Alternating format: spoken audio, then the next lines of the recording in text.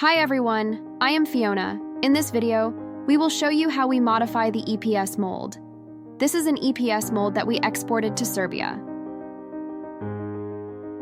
After our production was completed and tested, customer found that the 3D drawing dimensions provided from them were incorrect.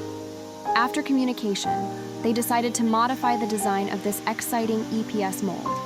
The video shows where we made modifications. From the video, you can see that we reduced the base height as requested, and we did not spray Teflon on the modified mold. The specific reasons are as follows. The production process of the new metal plate is alloy aluminum engraving that can guarantee the strength of the metal plate.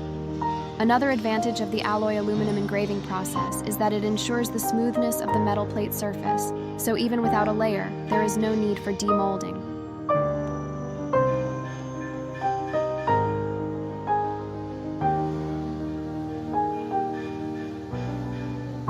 For more information about the EPS machine and EPS mold, please contact us by email or mobile phone. We will be happy to answer your questions.